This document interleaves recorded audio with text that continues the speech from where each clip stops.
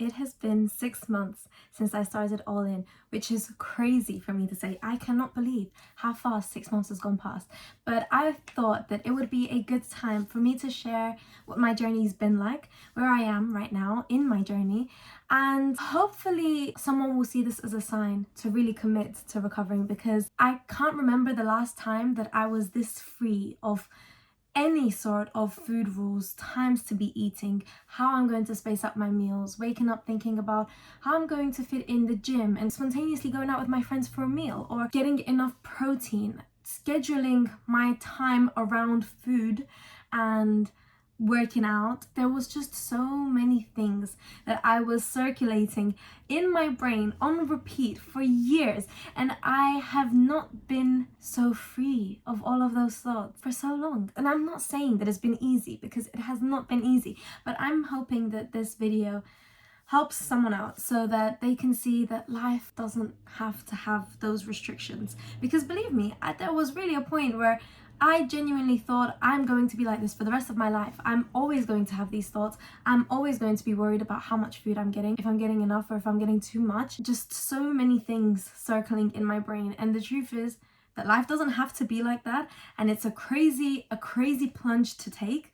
But once you do, and you come out on this other side, it's absolutely incredible. So for some quick context here, I have been restricting the way that I eat for around 5 years now, I want to say. It only stopped in May of this year fully. And that's not to say that it was very intense for the duration of those 5 years. It was more of some sort of rules were always in place. And the hardest part about the recovery process was that I didn't realize it needed to happen. I didn't realize there was something to recover from. I didn't feel underweight, and I didn't really look underweight. And I think that's in a huge part to the fact that I was still going to the gym. So I just looked muscular, I guess, perhaps toned, but the more weight that I lost, it was kind of like a snowball effect of, even though I wasn't actively trying to lose weight, I was losing weight, and the more I lost, the more I was losing. I don't really know how to explain that, but that's what was happening when health problems started coming up. Like, I lost my period, I was cold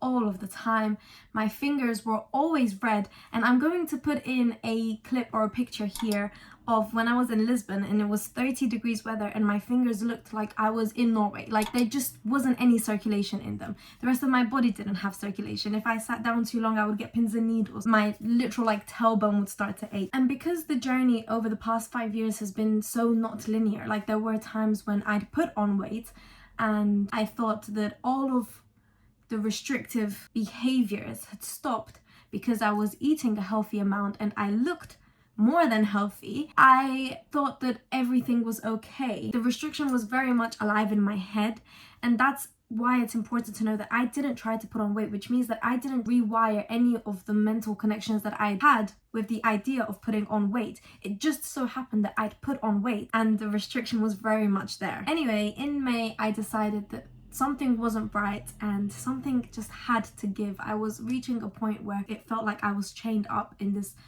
constant thought process of restriction in my mind about food and exercise and all of these things, and I decided to go all in. I have done a video on what it was like at the beginning of the recovery process from all of that, but now that we're 6 months in, I just wanted to go through what everything feels like now at this very moment. Rest. I am so beyond fortunate right now that I have the space to rest when I need to. And believe me, so much rest has been necessary and is still necessary to this day. I thought it's been a long time now, so I shouldn't still be feeling tired. But in the space of how long the restriction was alive in my brain and the mental calculations that were happening and just the entire exhaustion of the process, everything going on in my brain, 6 months is really not that long. And to this day, I still find that there are times when I will wake up and just be exhausted. It feels like no matter how much sleep I'm getting, it's not enough sleep. And it's not all the time. There are days when I'm feeling very, very energetic, and especially around times that my period is coming, I am a lot more tired, which completely makes sense.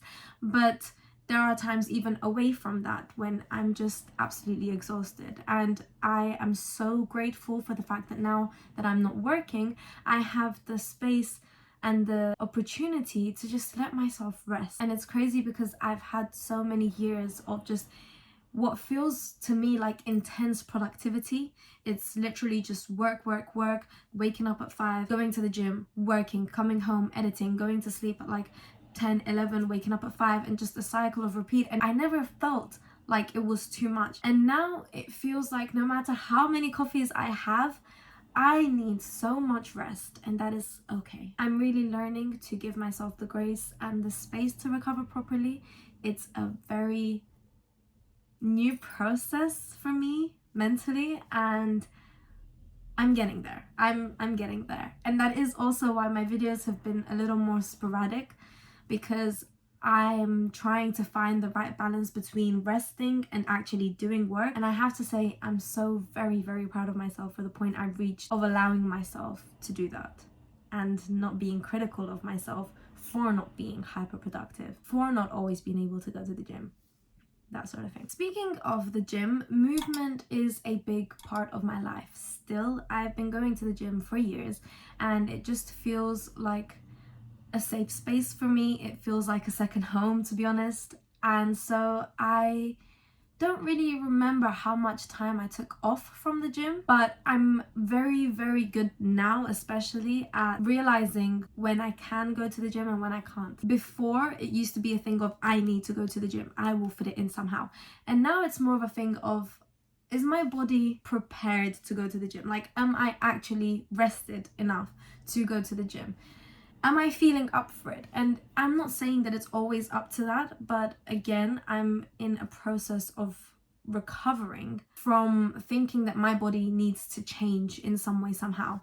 And it's a process, but I'm really getting there. I'm not feeling as guilty about skipping workouts. I'm not feeling as guilty about not getting, 150 grams of protein or whatever. And again, trying to find a balance of staying consistent, but also listening to my body when it needs the rest. Body image is one of the things I'm still working on, and I wonder if I'll be working on it for the rest of my life. Obviously, a lot goes into this. We are living in a society where we are portrayed bodies constantly, and it's difficult not to sit and compare. I'm working on realizing that my body doesn't matter. What my body looks like doesn't matter. This is something that is really difficult. I'm still working on it. I have put away a lot of my clothes because they just don't fit. It's sad putting away so many clothes that I've loved for so long. Clothes that I have a vivid image in my head of what they looked like on me, putting them on, and all of a sudden they just don't look the same. It's been difficult getting rid of them, but the clothes that I've bought now, I love. I really love, and they fit me. And as much as it's a cliche, it's true. You're not supposed to fit your clothes are supposed to fit you. So if something isn't the right size, it doesn't matter. I mean, sizes vary so much store to store anyway. It actually just is irrelevant. It's also really expensive buying new clothes to add to my wardrobe, so I've been doing it very slowly, but I'm getting there. Sometimes I'll see pictures of myself, like if I'm scrolling through my phone, I'll see pictures and videos of myself when I was thinner, and it's like it pulls a little at my chest. Actually, recently I've been looking at them and not having such an emotional reaction to them, which I think is amazing, because that was my body then and that's okay, and this is my body now and that's okay. I think what's difficult is, obviously, like I was saying, we live in a society where its bodies are just so in our face. Instagram, TikTok, notorious places for seeing people that you're comparing yourself to, and I think the only way to tackle that is to start implementing the opposite of it. I have a lot more body positive Instagram pages now that just reminds me not to place importance on how I look, and I think that's amazing. Foods. It is a big win for me to say that I don't have fear foods at all anymore.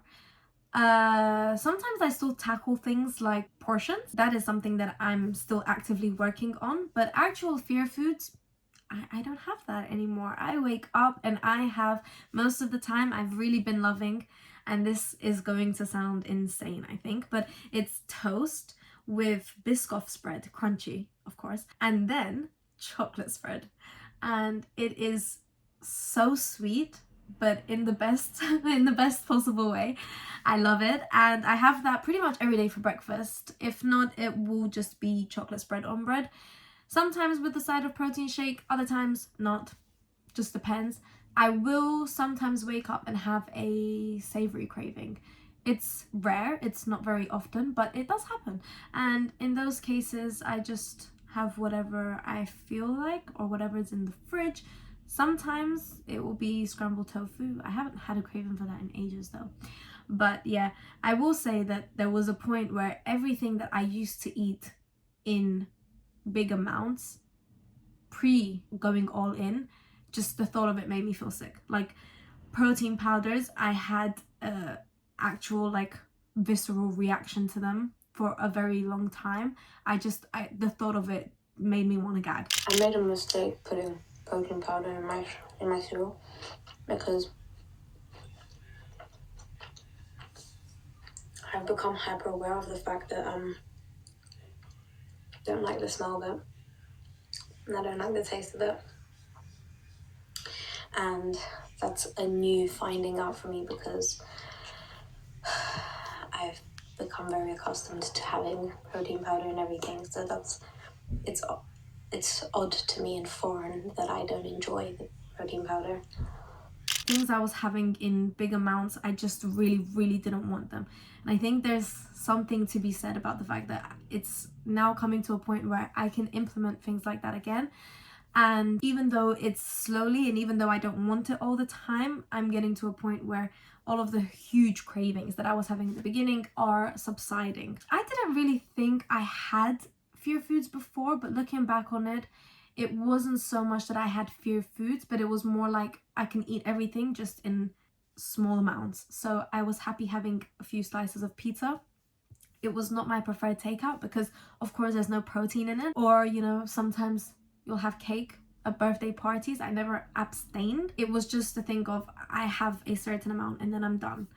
And I was very good and very strict with myself on that's it, that's the amount I'm having. And now I just don't have that. I think it came from a place of feeling out of control around them. So I didn't really keep them in the house. I didn't ever get them from my own incentive. Like if I was to be choosing the takeout, it would definitely never be something that wasn't high in protein or higher in protein. I think there's a big win in the fact that I can wake up and instead of just automatically going to get the highest protein ingredients and making something out of them, that I can really recognize what my body wants to eat or what my brain wants to eat, just like irrespective. I can recognize what I want to eat and I can follow that, and I don't feel any type of way about doing that anymore. And I think that that's such a big win for me. And also another thing that I used to do is coming back from the gym, the entire 24 hours or so, I was so obsessed with having as much protein as possible, and I just don't have that anymore. There's days when I go to the gym and I'll come back and I'll have, again, chocolate spread on toast, or I'll have a piece of cake, or I'll have something that has absolutely zero or minimal protein, and I don't care anymore because the gym has genuinely become like an addition to my life and not something that I'm trying to force my body into something. I hope that that makes sense. I feel like maybe that resonates a little bit more with people who are into the gym, and I think that the gym is great, and also it definitely perpetuates some really obsessive behaviors with things like macro and micronutrients that I've worked really hard to come out of. And I'm there. My mental hunger has decreased a lot. I don't think about food nearly as much as, before recovery. Like I would force thoughts of food out of my head. At the beginning of going all in, all I was thinking about was food. And now I think about food when I'm hungry and I go and I eat. The one thing I will say I need to work on is sometimes I'll think about food and then I'll just be too lazy to actually go and get something. And I feel like that's something that I can work on. But yeah, I've never actively tried to suppress my thoughts about food anymore. And it's nice to see my mental hunger subside. And one other thing that I'm working on in terms of food is the judgment that I feel that comes from others when I'm eating around them, which I will say now, I've never spoken to anyone about this, but I am 90% happy to say that I believe truly that it's just a projection of myself. Like, I'm scared that people are going to judge how much I'm eating, and therefore when I'm eating around them, I think, oh, they're judging how much I'm eating. The truth is that when you have restrictive thoughts, and a lot of the time this comes with ED territory, is that a lot of thoughts are irrational, and I think this is one of them, because I've never heard anyone mention how much I eat since starting All In. Maybe before All In, like before I ever tried to put on weight, but after going All In, I don't recall anyone ever saying, oh, you're eating too much. Not a single person. So the self-projection there is definitely something I need to work on, and really the only way to overcome thoughts like that is to do the complete opposite, and that's something that I've learned throughout the entire journey. It's a big thing. Every time you have a restrictive thought, do the opposite. And I'm not saying it's easy, because it is not easy, but that's how you overcome it, and you do that again and again and again, and through repetition automatically it just becomes instinct. So now that we're 6 months in, I have a few wins to share with you. Firstly, I want to talk about body temperature, which is odd, I know, but it's a really big thing for me, because for years I have been what feels like the coldest person in the room. It didn't matter what room it was in, I was just freezing at night, in the morning, during the day, whether it was hot outside. Like, I was abnormally cold.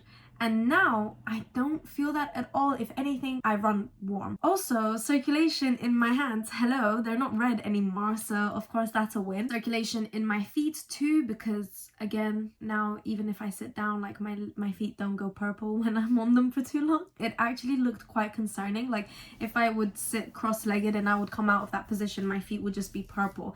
And thank God it's not like that anymore.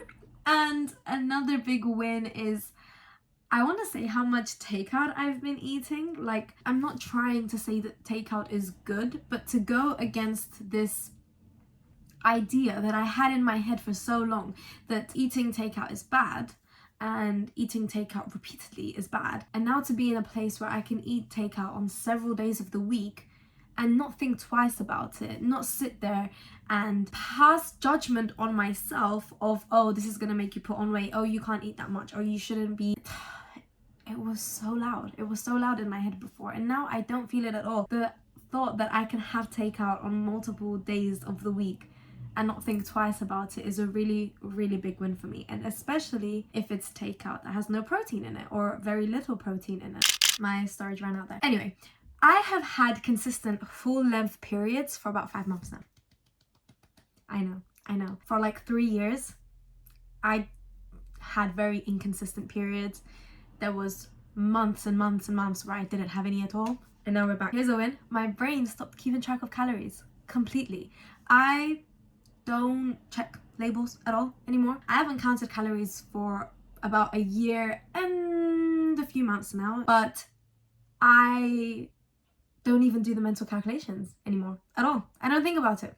I don't think about it. I think the thing about counting calories is that I needed to really go all in, to fully put my all into it, and to let go was to just let go of any idea of how much weight I was going to put on. And I think not counting calories is a really big part of that. And I think it's the only way to really not put any sort of importance on how much weight your body is gaining, and to just let it do what it needs to do, and eventually it will come to the set point where it needs to be. So yeah, that is a big win for me. I do have a few recommendations that I thought were immense help for me. At the very beginning, when you're getting hit with cravings and everything that you think this is so abnormal, Reddit has it all. If you read other people's experiences of going all in on Reddit,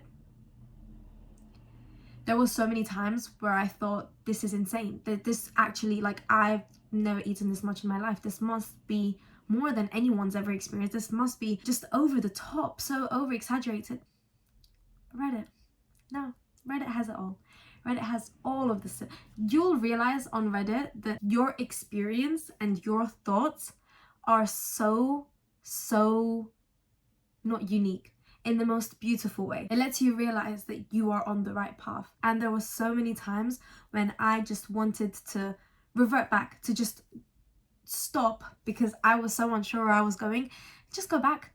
And Reddit really is the only thing that kept me on track. And I would read people's experiences of their cravings and also what they were eating, and just laughing along and just realizing that I need to just give in. And also recovery updates I thought were really helpful on Reddit, but more so for updates and for help and for moral support, I think YouTube is a great place. There are some really great YouTube channels for that, so I will link some that helped me. And that is it. At the very beginning, I relied so much on those two things. It would be eating and watching those so as not to feel guilty about the entire experience. After a while, you just, because it becomes so natural to just listen to what your body wants to eat, I felt less and less need to be checking those things, to be checking Reddit, to be watching the YouTube videos for it.